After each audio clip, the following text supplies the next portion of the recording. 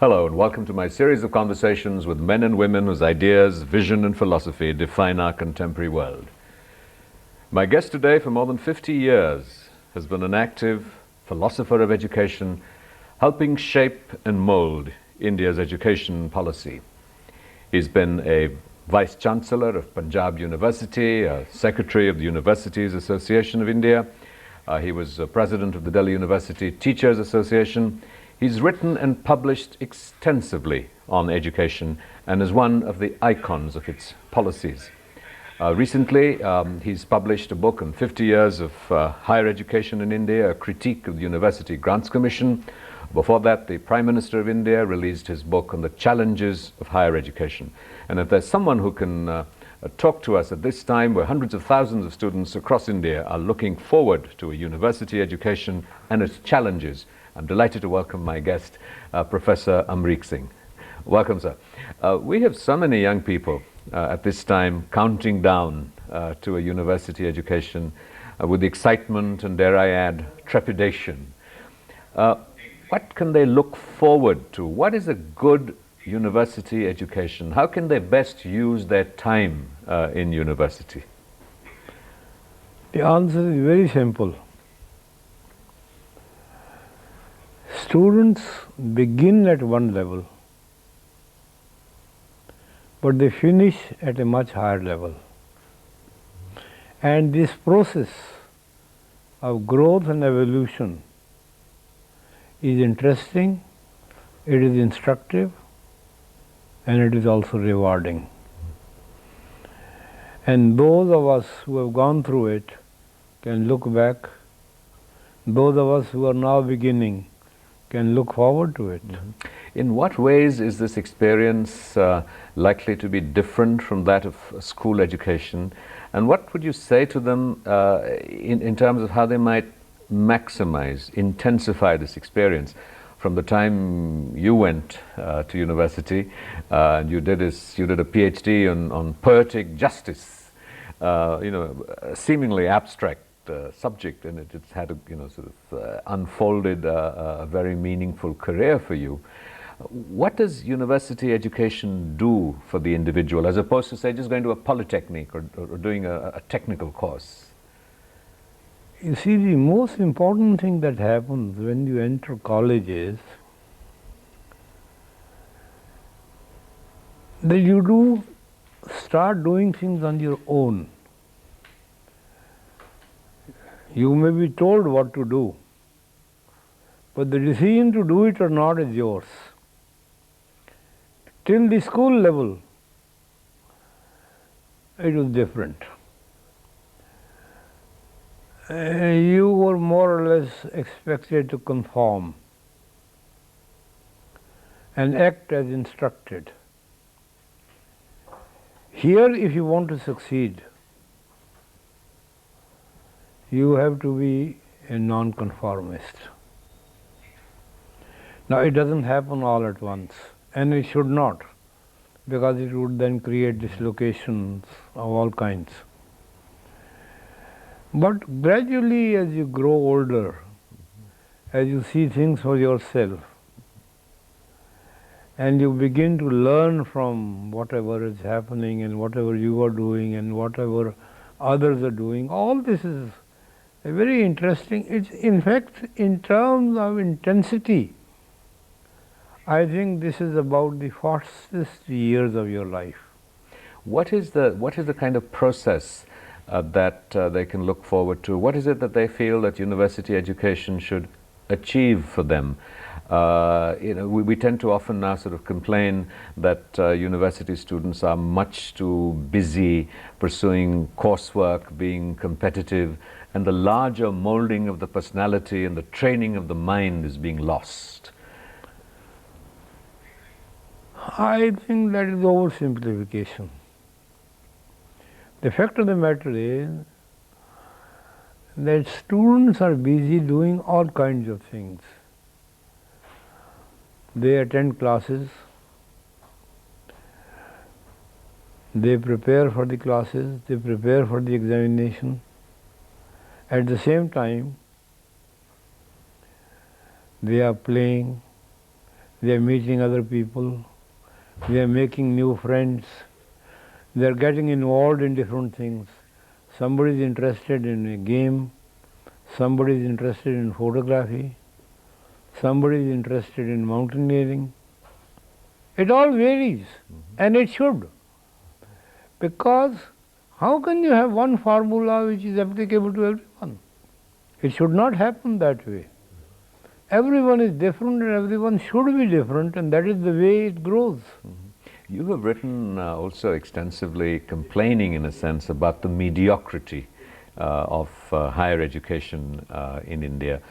So what do you mean by the mediocrity of it, and what would be the aspiration? So what is the reality of higher education in India, and what should it aspire to? I'll put it this way. I put forward a hypothesis called the law of academic deficit. You see, because we have to learn another language, it takes a little time. It takes a year, it takes 2 years sometimes, and so on. With the result that when we compare ourselves with our counterpart, there is generally a deficit. And this deficit is worsened by another fact. In my opinion, our secondary and higher secondary school education is in need of much greater support. Do you mean just financial support? Or No. Then what are the kinds of intellectual. support? See, I'll give you a story, actual incident. I got appointed chairman of a college in Delhi by the High Court. There was some dispute. So the High Court said, let us get hold of an educationist. 2-3 months later, after I joined, one day I came out at about midday, it was January, beautiful sunshine, and it was lunchtime. I came out and the principal came to see me off, and what do I find? Half a dozen people standing around. I said, why are you here and why are you not in the classroom? Nobody would answer. I persisted, so much so that I persisted for more than 2 minutes. Then one student stepped forward and said, sir, don't mind. We have already covered what they are teaching us. I said, how is that? He said, we learned it in school. But that seems to No, suggest... I haven't finished. Ji. What subject is it? It was computers. Now, what was happening was, and I found out later, that at the school level, the syllabus had been revised. At the college level, it had not been revised. And there is often a gap because the policy makers at the school level and the policy makers at the college level don't connect with each other. Then I made further inquiries. I knew that the courses in physics had been revised only 1 year earlier. I knew that because I happened to know somebody who told me that. On further inquiry, I found it had been, same thing had been done in chemistry, same thing had been done in economics. But it couldn't be said about everything. We'll just come to that in a moment. You're watching a conversation with Professor Amrik Singh, the well-known educationist. We'll be right back after a short break. Don't go away. Welcome back. You're watching a continuing conversation with Professor Amrik Singh, the icon in education policy and philosophy in India. You have engaged so vigorously in aspects of education policy.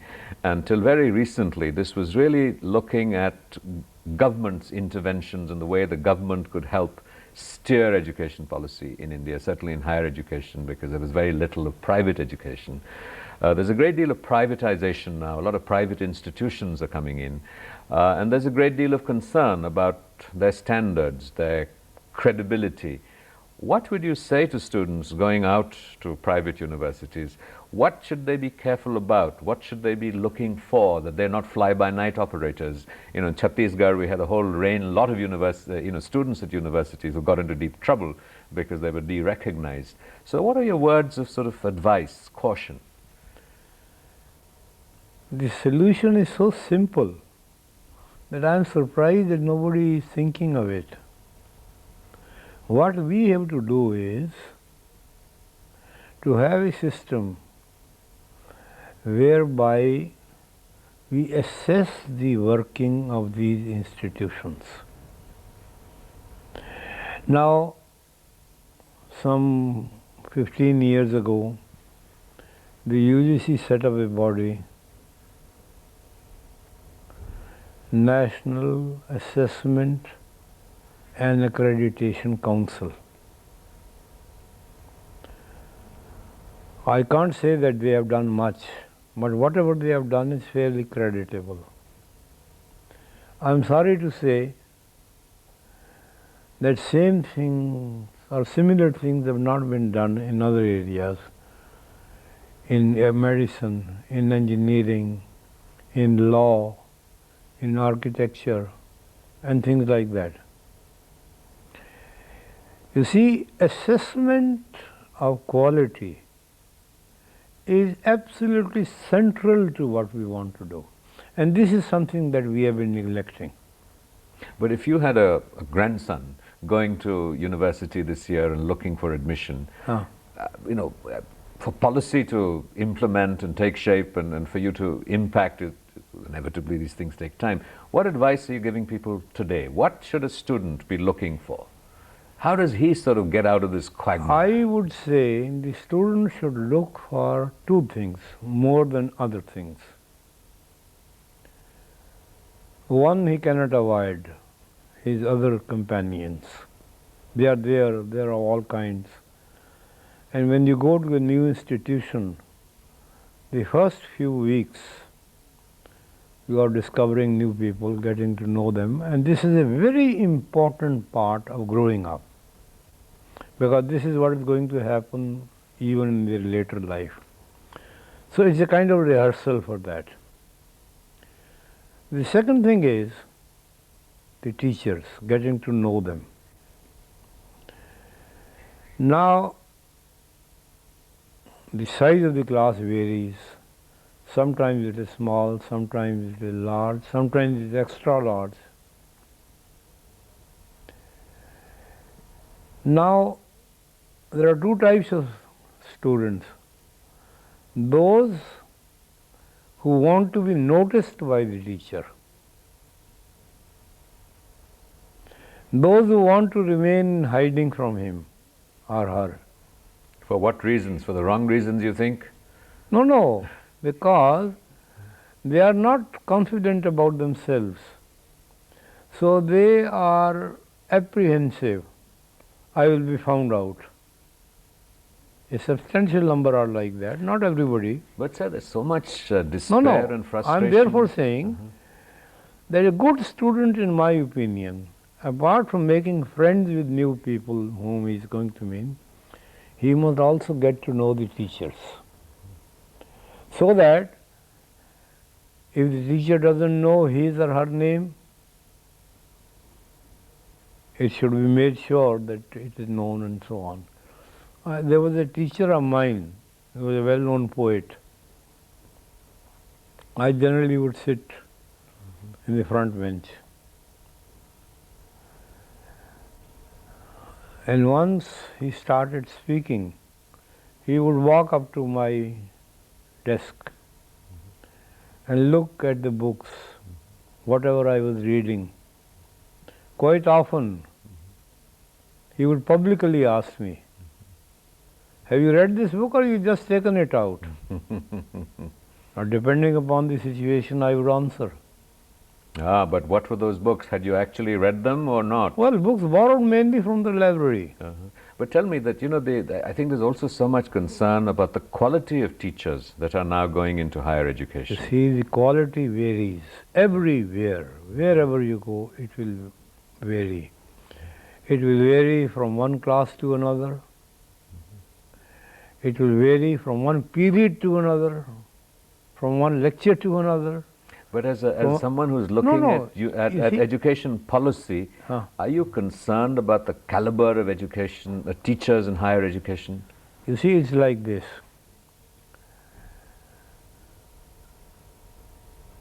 Teachers, I would say, they are various kinds. There are teachers who are anxious to reach the students. There are teachers who, in fact, wish to hide from them because they aren't well prepared. Or they know that they are not coming across very well. So what does a student do in a circumstance like this? No. The student, as I said, a good student wants to establish a kind of relationship with the teacher. He or she should not only make sure that your name is known, that your interests are known, that your friends are known. The teacher, for example, knows you are friends with XYZ. He or she knows it. He sees them every day. So it's like that. So you're watching a conversation with Professor Amrik Singh, educationist and author, someone who's written and worked extensively in the field. We'll be right back after a short break. Don't go away. Welcome back to a continuing conversation with Professor Amrik Singh. Students at this time are also sort of very engaged on the issues of reservations and quotas. And in principle, you have supported the idea of a reservation. Where have things gone wrong? It has partially succeeded, and yet we seem to there seems to be sort of an impression that it's been politicized. The students are being exploited. What is your position on this? see, there are a couple of things wrong there. In principle, I am in favor of reservations. These have been introduced at various places, at various points. And they have done some good also. But there is one very serious weakness there. You see, properly speaking, the Constitution says from 6 to 14, everybody has to be at school. It is laid down. Article 45. Does it happen? It does not. Even at the primary level, something like 40% drop out. You see, our real problem is at the lower levels, whereas we think that our real problem is at the higher level. There is a problem at the higher level, but that is not the real problem. The real problem is at the lower level, and we have to understand that. So is it conceivable that the principle of reservations could apply at the lower levels, and in what way? Would we then have to be looking at scholarships and looking at other ways? No, it is not scholarships. The first thing we have to ensure is that everyone goes to school. The second thing we have to ensure is that everyone stays at school. The third thing that we have to ensure is that everyone really profits from it. For example, you spend 5 years at the primary level. Is it too much to say that at the end of 5 years, every single child should be able to read and write and calculate? That is not asking for too much. It is a minimum.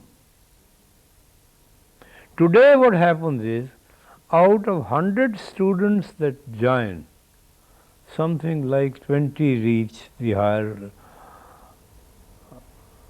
higher secondary level, and everyone doesn't pass. So it is this wastage that we are not thinking about nor worrying about. In my opinion, the real problem in India is we have to make sure that everyone is in school, that everyone stays there, and everyone learns what he or she is required to learn. So if I may sort of jump towards the sort of concluding moments of this program from the macro to the micro to you personally. No. You have such great intellectual rigor even at this age. No. What is the secret of your youth? I always have something to look forward to. I don't sit idle. I want to do something or the other, always. Yes, I know. You've just had another article coming out in the EPW, Economic and Political Weekly. You're constantly engaged. No, I don't want to sit idle, because anybody who sits idle begins to decay.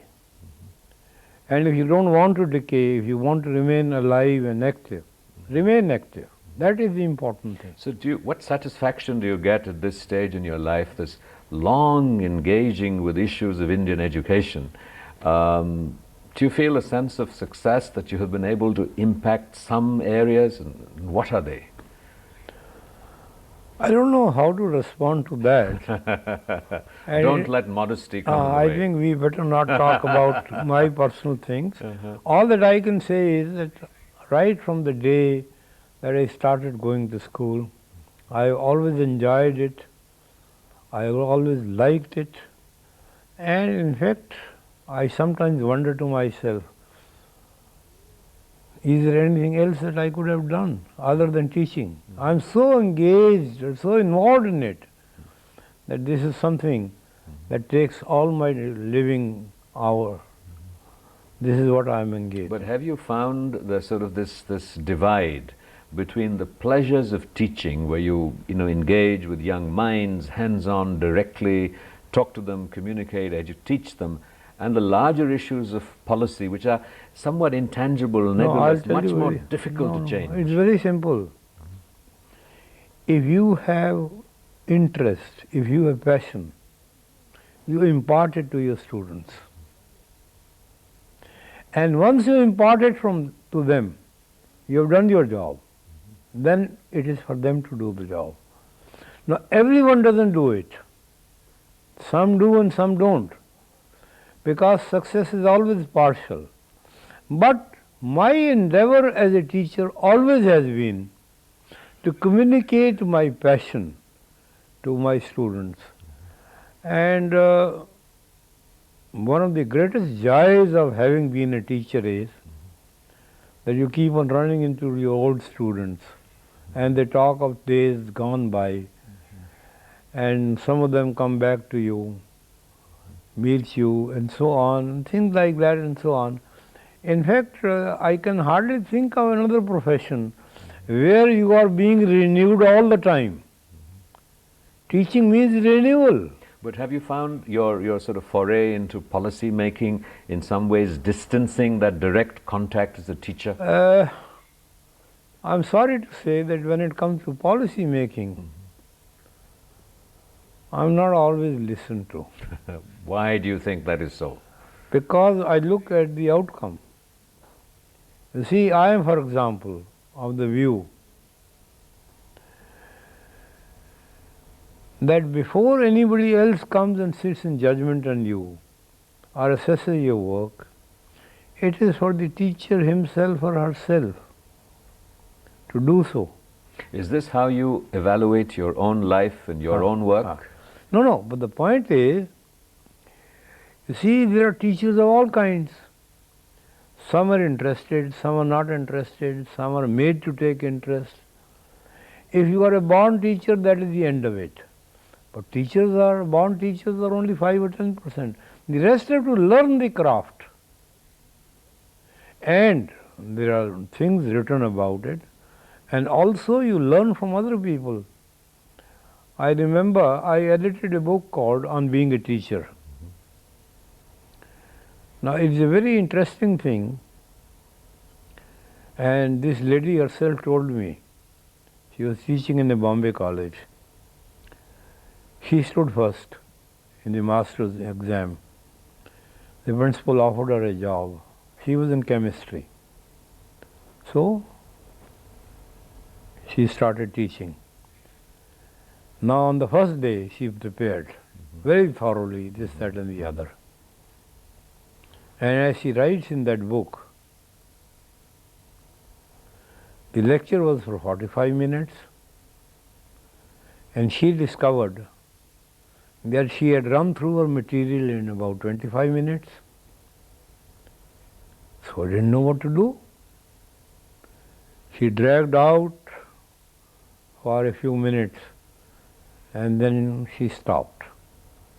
And she told the class, I'm sorry, I prepared only this much. Now it requires great courage to say that. But she said it.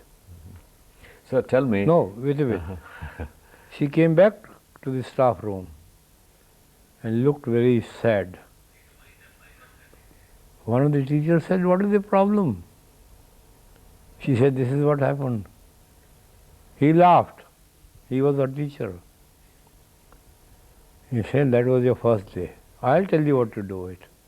And then explained a few things. And in that book she's argued, don't go into the classroom till you have been yourself coached how to become a teacher.